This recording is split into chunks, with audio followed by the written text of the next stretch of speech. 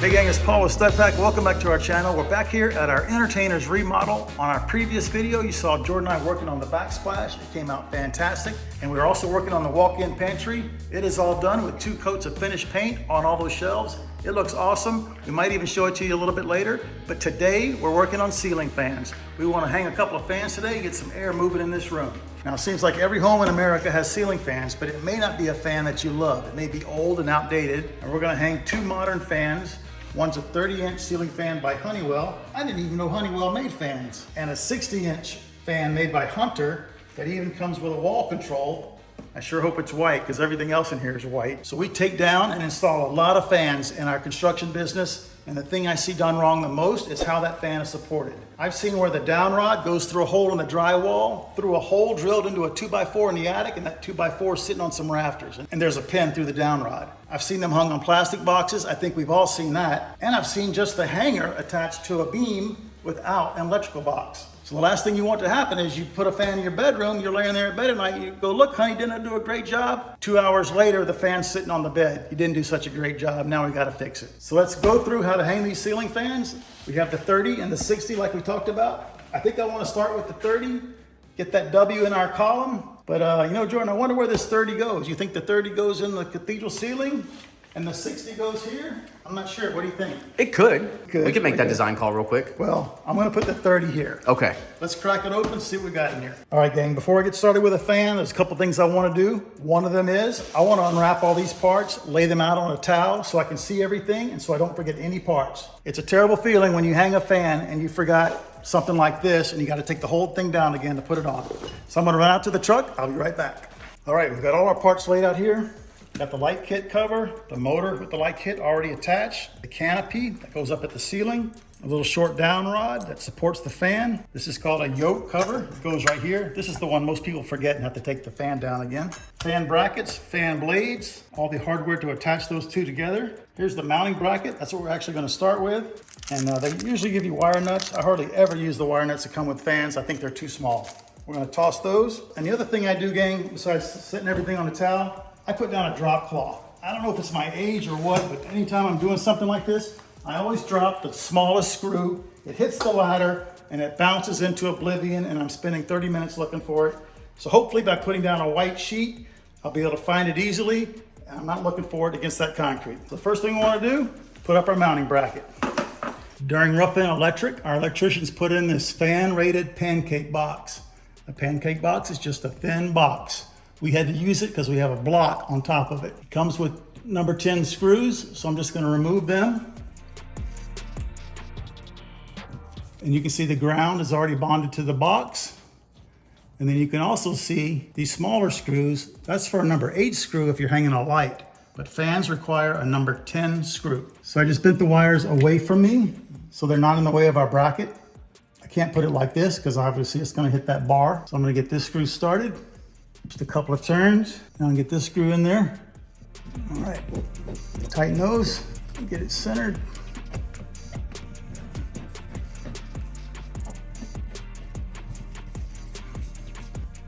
All right, we're gonna snug them up and this thing's done, ready for the fan. That's good and tight. Let's head back down off the ladder and put our down rod on our fan motor and it'll be ready to hang on here. Now we're ready to start assembling this fan. Here's our wires coming out of the top. So we need to pre-assemble the down rod and the yoke and the canopy cover. I'm gonna pass the down rod through the canopy cover and now the yoke goes on there, just like that. And this guy's ready to go. Let's grab our wires. They need to push through there. I like to take the ends and twist them together. It makes it a little easier to get it through that down rod because you've got this pin in your way on the top. See right there? You either got to come through one side or the other. I don't like splitting it up. Let's push this through. There we go. Easy. Now let's attach the down rod to the fan. It's a really important step. We've got these 2 screws. I've already backed them out. You don't need to remove them. So this pin is going to go through these 2 holes in the motor housing and these 2 holes in the down rod, and it's going to take most of the weight. It's a little tricky to get it all lined up, especially with such a short down rod, but I'm through. Can you see that, Jordan? And it comes with this little hitch pin. It goes just like that. Now the final step is to tighten those 2 screws against the down rod, and that's going to lock everything together. There's one, There's 2. So this yoke cover is gonna slide down and it covers all those screws right there. And now this thing is ready to hang on our bracket. Let's head to the ladder and put this fan up on the ceiling. Now before I hang it, I'm gonna cut these wires. They leave them long like that in case you have a longer down rod, and that's exactly what we're gonna have in the living room. So we're gonna show you how to fish those through a 3-foot down rod. But all I need is about that much. Cut them off, and now we can hang it, and then we can wire it. So can you see this slot in that ball right there? That slot engages on this tab in the bracket, and that keeps the fan from rotating. So the tab is away from me, the slot's away from me, just like that. Now the fan won't rotate. So I'm gonna push these wires through so all the wires come out of the same side of the bracket, and that'll make it much easier to wire. And I believe that's our next step. Let me reposition my ladder and we'll connect the wires, put up this canopy, put the blades on. All right, let's start wiring this ground up. We have the ground wire from the bracket, the ground wire from the fan, and our bare ground up here that's bonded to the box and goes back to our switch box. So on these 2 grounds with the green sheathing, I'm gonna twist them together. So basically I'm just dealing with 1 wire now. And I gotta get in here and put a wire nut on that. I wish they'd have left me a little more room on that ground, but I can get it.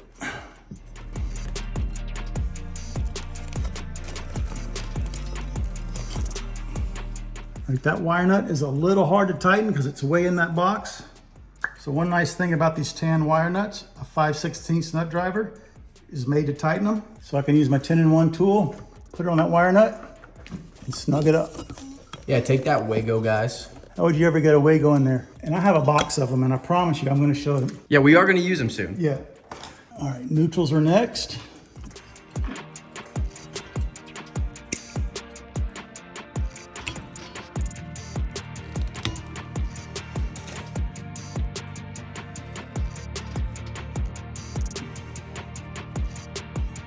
All right, our neutral is done. I'm gonna fold it, tuck it in there so the canopy covers it. Now the blue wire coming out of the fan is for your light kit. And I know that because there's a label from the factory that says the blue is your light kit. Now, I could hook the blue to the black and the black for the motor to the red, or I can go vice versa. It does not matter, as long as you sort it out at your switch, and we're gonna show you that later. But since every other light in this house is connected to the black wire, I connect the blue to the black, and then my red is always my fan. There's my switch leg for my light. Again, fold, put them in there so the canopy will cover it. And all that's left is the fan motor lead to the red wire. You can see me twisting that stranded wire around the solid wire. That's what I like to do. Wire nut on there, and we're all connected. Now the canopy's ready to go. We're just gonna lift and turn and tighten those screws.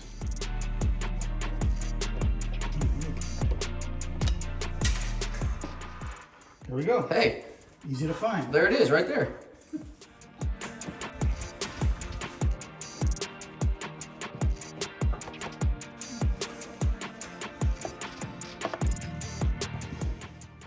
All right, gang, those 4 screws are tight. Now there is a gap here, but that's because that pancake block, but that's because the pancake block box. But that's because the pancake box is attached to a block that was there already. Probably should have caught it during rough-in and raised that block, but I wasn't here. But I think once we come down off the ladders and take a look at it, it's not gonna look as bad as it does on the video. Yeah, I can live with that. It kind of looks like it's floating there. It's fine. All right, let's put the blades on. Most fan blades have 2 different sides and 2 different finishes. Pick the one you like and use that one. We already have one assembled for you. What you're seeing here is what they call a screw cap. That is it right there. It's threaded on the inside. Nice finished look when you're looking at it from the floor. On the top of the fan blade, this is what you'll see. There's the screw and a fiber washer. And it's very important on this bracket that faces the motor. And it makes sense because you wouldn't want that facing down, then you'd see the label. So the label faces up.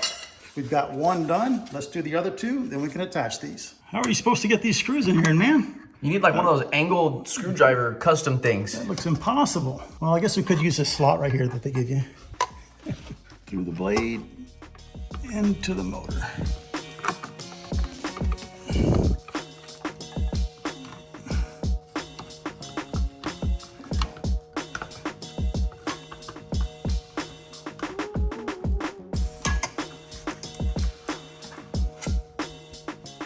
put the light bulbs in, put the globe on it, and this thing is ready for a switch. Right here are our light bulbs. Let's take them out of the package. Nice little LED. And while we're talking about these lamps, you see that B11? Do you know what that is? That is the designation for this light bulb.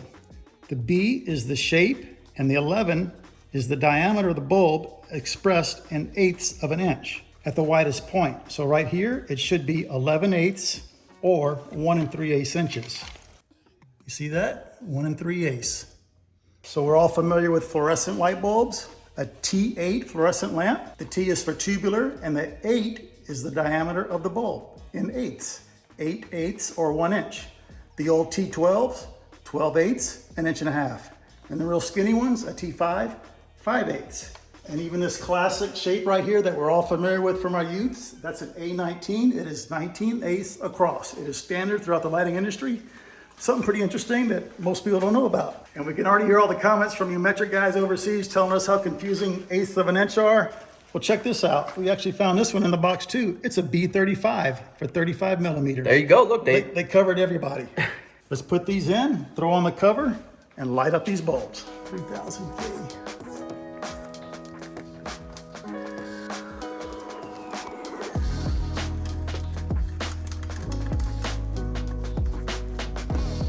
All right, that's done. Our final step is to put in the switch. So all I'm gonna do, gang, let me reach over here. I just bought a stacked switch. One will be for the fan and one will be for the light. Maybe later we'll get a single gang device that controls both so we can vary the speed of the fan and the intensity of the light. But for right now, they just wanted a simple stacked switch. So that's what we're gonna put in. All right, gang, we're down here at our double gang switch box that we put in our angled wall here. Now this dimmer is just temporary. I'm gonna put a white one in later.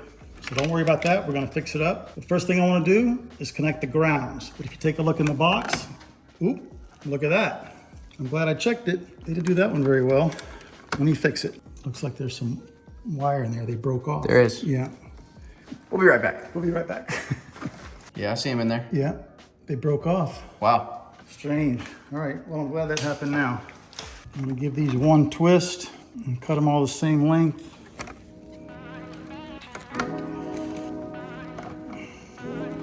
Let me go get another one of those grounding wire nuts. We'll put it on there, we'll be back in business.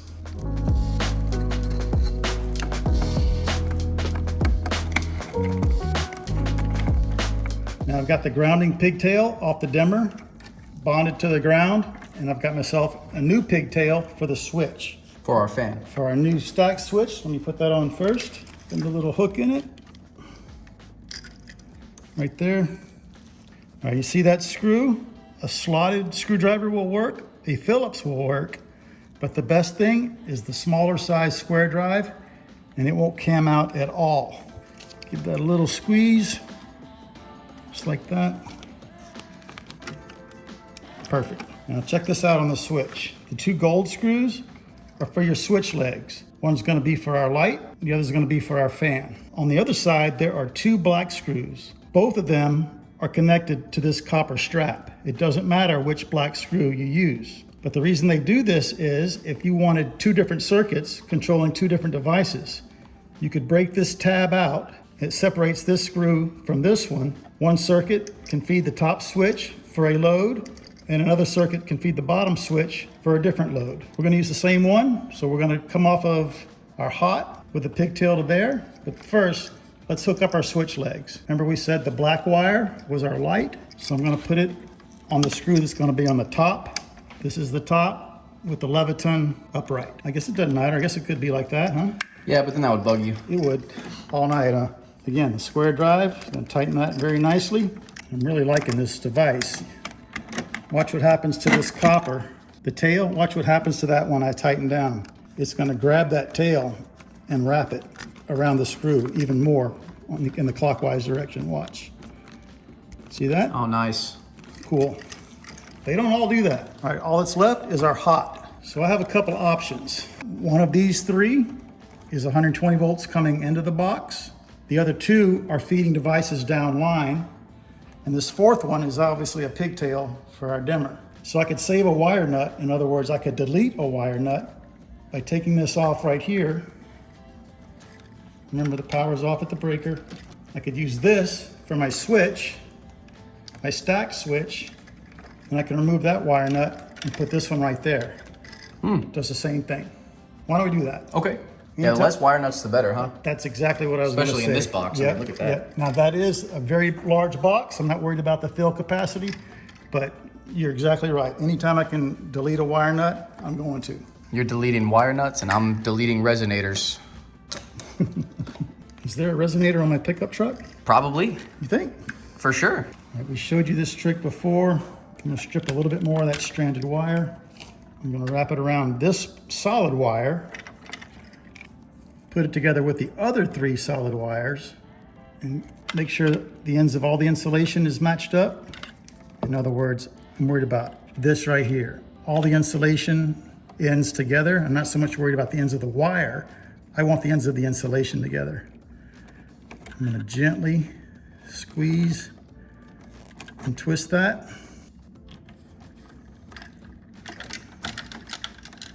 Okay, we're back in business. Tighten that guy. Now you see that I prefer the tan wire nuts. My electricians prefer the red and yellows. And it seems like everybody else prefers Wagos. Or Bogos, right? It's a German word. It should be pronounced, it's a German word. It should be pronounced Bogo. nice. Yeah, let's stuff all this back in the box. Turn it on. Turn the power back on. All right, circuit's back on. Let's see how we did. Boom, there's the kitchen lights. The top one should be the light on the fan. There we go. And this one should be the fan. Nice. First thing I noticed, that fan's in winter mode. It's spinning the wrong way.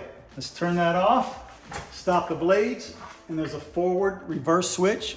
On most fans that have this feature, we're gonna flip it. And now it should be spinning the other way to blow air down. There we go. And all fans come with these little extensions for the beaded chain. This one's for the light. We're not gonna put this one on because they're just gonna turn the light on and off from the switch on the wall.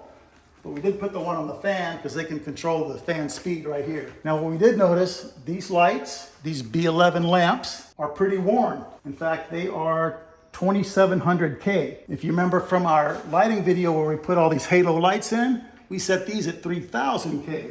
And our pendant light bulbs are 3500K. So we're gonna make a list, go to the store, get some A19s at 3000K and some B11s at 3000K, then all the lights will be the same color. This one was pretty straightforward. Let's go in the living room and tackle that big boy.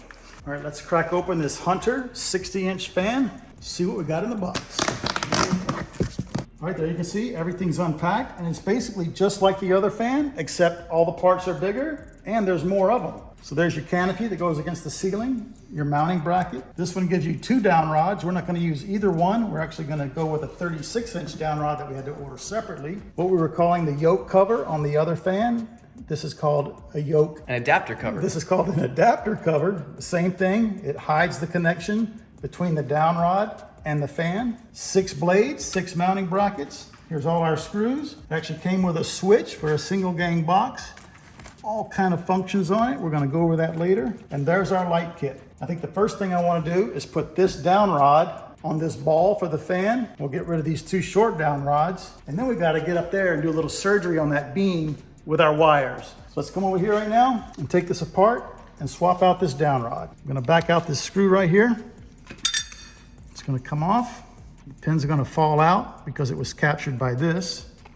Remove the ground, very important, to move that to the new down rod. I hope the new one's drilled for this. All right, so these 2, we can save them or trash them.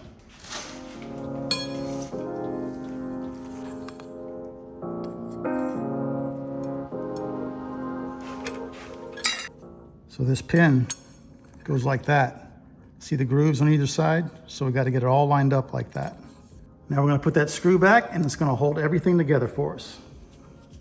Ready for the fan. I'm going to put this up here.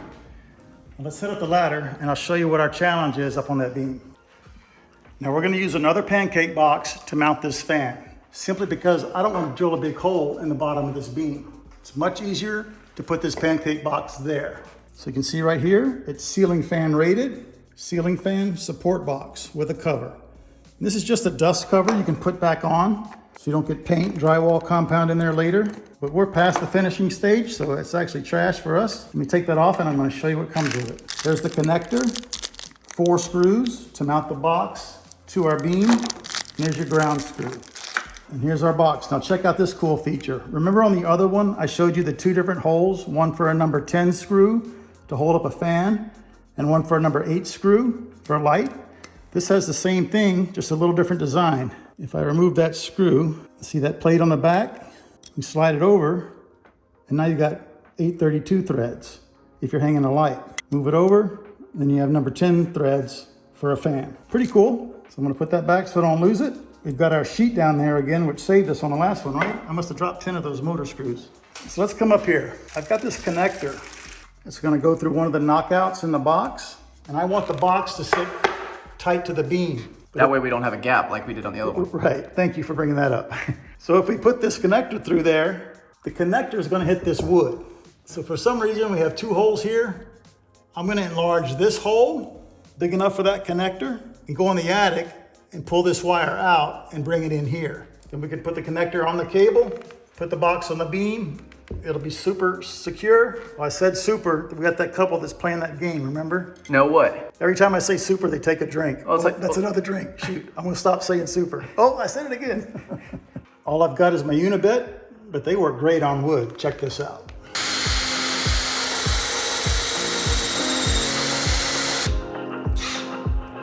A little tight, but I think I can make it. All right, I'm gonna go in the attic and put this wire through that hole. We can mount that box. Street. Okay, can you try and push it through? It's not going? Here, let me try and get my fingers in it. Oh, no. Okay, we gotta try again. It was right there, but then it moved. Gotta go to the street. Almost. Yep. Set it through. Yes. Okay, I got it.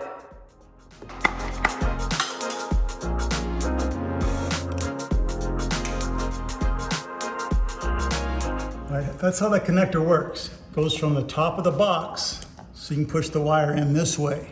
Now this part right here was a little large for that hole I drilled with my unibit, so I just got my utility knife and I carved it out a little bit. Not the best, but it's all I got right now. The other thing I gotta be concerned about, I need clearance now for the ground screw. So I marked it right there.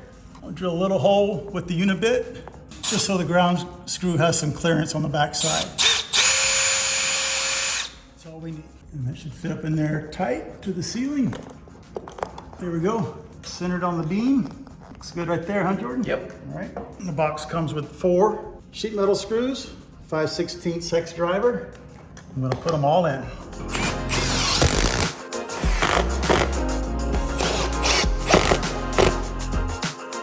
I think while I'm up here, I'm just gonna go ahead and hook the ground here, and then we're ready for our mounting bracket.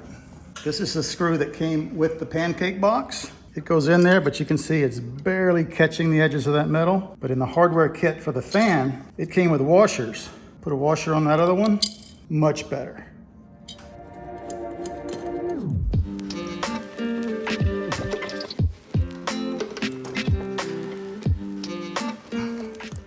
Great. All right, let's go assemble the downrod to the motor, just like we did on the little fan. Come hang that puppy. It can be a little difficult getting these 3 wires through there. It's like pushing a string. So I got a piece of ground wire from some 12-2 Romex. Pushed it through there first, made up our connection, and now Jordan can just pull the other end. All right, we got our wires through our downrod. Now you gotta notice a couple things. Here's the factory downrod. Threaded in goes in the fan motor. And you'll notice there's no hole there for a pin like we had on the other fan. The only reason this downrod has a hole there is in case you're using it for a fan like that does have a pin. Since there is no pin on here, we're just gonna thread it into this socket, and this set screw tightens the whole thing together. And I already backed that set screw out, so I can just thread this in. And we've also put our yoke on. Right. I'm gonna go hand tight. Then I'm gonna get my channel locks way down here and give it a couple of turns.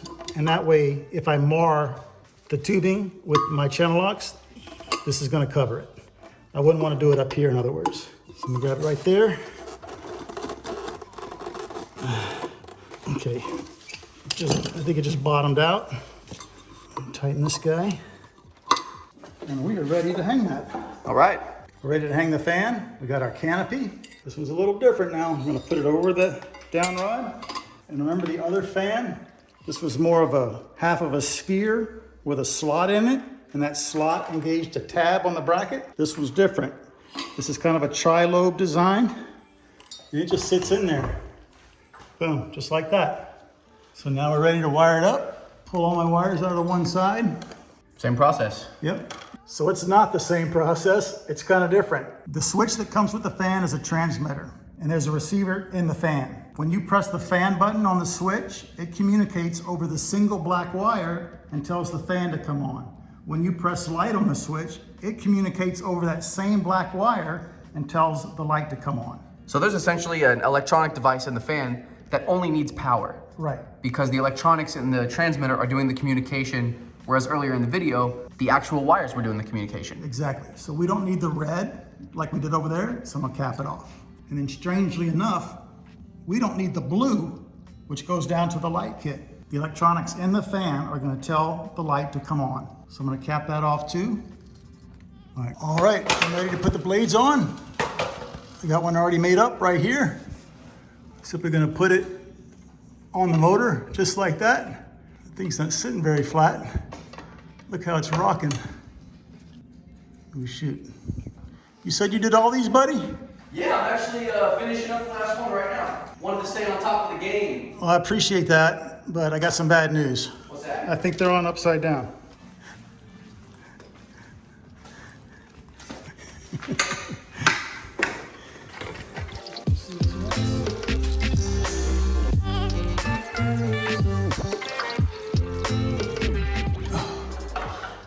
All right, bud. Is that the right color facing down? Are we sure? I think so. Okay. All the blades are on correctly. Now we're ready for the light kit. There are 3 tapped holes in the bottom right here. We've got screws in 2 of them. They're gonna engage these keyhole slots.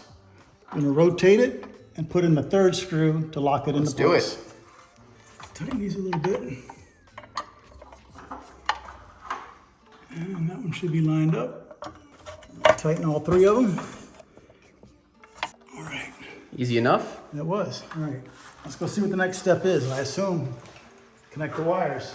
All right, we're going to connect the wires. They only go one way. There's a male connector and a female on the other one. And this one's got the female here and the male, so they'll only go one way. And then you'll notice these slots on either side. They're corresponding tabs on the male.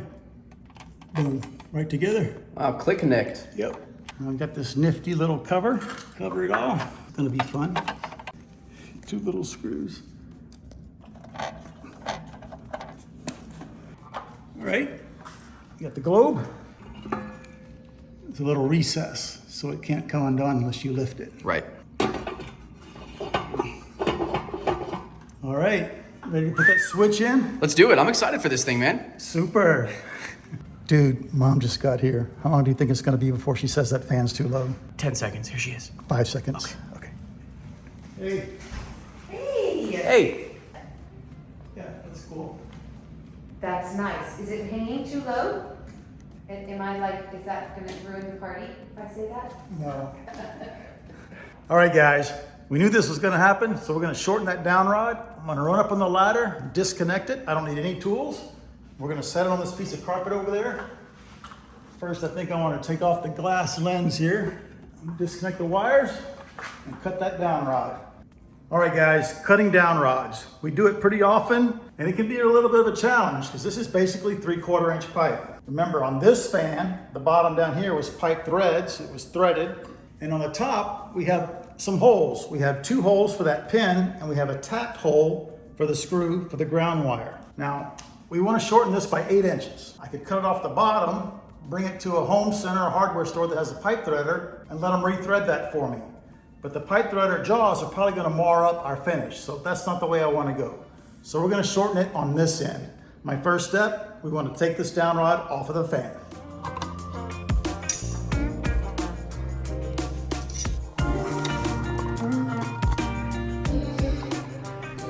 Get that with your hands.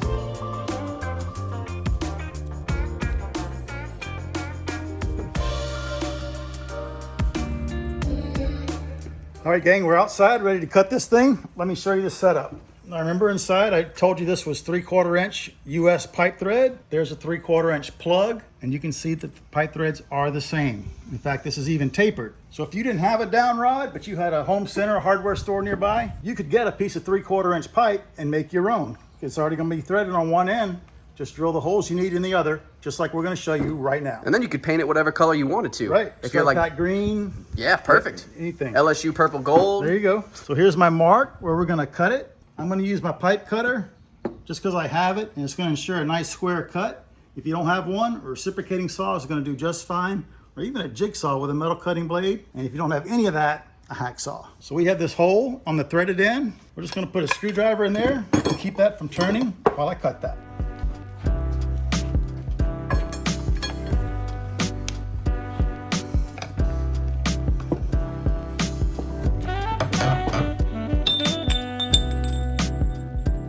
Got this burr inside. We're going to clean it up with a file.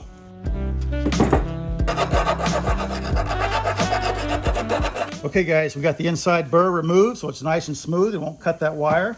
Now we're going to drill that hole. I'm going to use this V-drill guide from Big Gator Tools. And you see these marks right here? They line up with the center of all the holes. So instead of trying to line up your drill bit to the middle of that hole, you just put that line on your mark and you're good to go. We're going to start with a 1/4 inch hole and make it bigger from there. Here's my mark on the pipe. There's my mark for the 1/4 inch hole. Now I'm just going to drill it.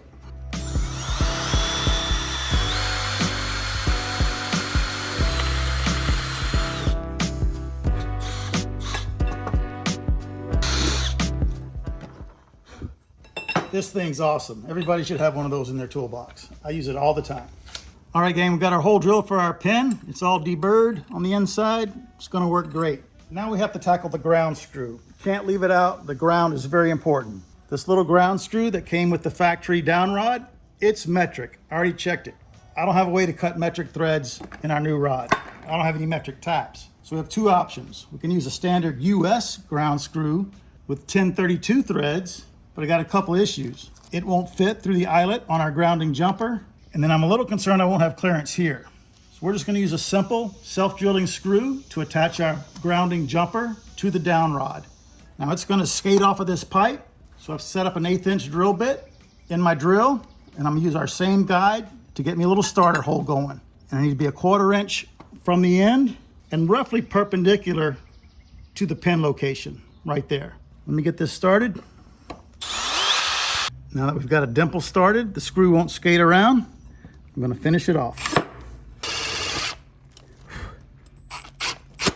Perfect. Nice, man. Now, if you're worried about the point of that screw and the wires coming in there, what we're gonna do, we're gonna bring the wires in on this side of the pin so they're completely protected and isolated from that screw. I think we're ready to put this back up, guy. I think so. Let's do it.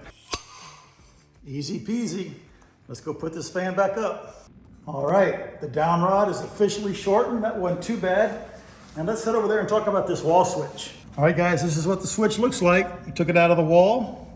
Obviously, we got the ground connected. Now, when I wired this, I ran a 14-3 in anticipation of putting a stacked switch here, just like we did in the dining room. So the red wire was gonna be for my fan, and then the black was gonna be for the light. This switch is a transmitter. I have 120 volts in, and this is my switch leg going to the fan. So when you press the light function, it communicates over the hot wire to the receiver on the fan and says turn on the light. When I push the fan function, it communicates over the same wire to the receiver on the fan and says turn on the fan. So pretty simple, pretty cool and modern, and you only need 2 wires. You don't even need a neutral for this thing. So let's put it in the box, go turn the breaker back on, and power that thing up. All right, gang, that switch is all installed. It looks awesome. Hunter did a great job on designing this thing. Props to them. So this is your master power right here. Once the power is on to the fan, you can control the fan here, faster, slower, control the light there, brighter, dimmer. Couldn't be easier. They give you a little remote function guide. We're gonna leave there for the owners temporarily until they get it figured out. It's got a cool blue LED on there. Yep. And this thing moves a ton of air, doesn't it? It makes such a big difference in this room. Yeah. When we get this wooden floor in here, I think it's really gonna accent the color of the blades along with that ledger stone on the fireplace. It's gonna be sweet, man. And you can feel that thing all the way out here. It's not fast moving air, it's just a nice gentle breeze. All right guys, thanks for hanging in to the end of this video. It was a little longer than usual stud pack standards, but we wanted to show you every detail of not installing one fan, but these 2 fans in this remodel. And if you guys have any questions about your own fan installation, drop us a question down below, or if you have any tips and tricks, drop us a comment. We'll be happy to read them and share them with everybody else. And hey gang, it's the middle of July. It is hot here. There are heat waves going on all over the place. So now you know how to put up a ceiling fan and cool off your like button because it's looking a little hot from where we are. Once it's cooled down, smash it for us. Consider subscribing if you haven't already, and we'll see you on the next video.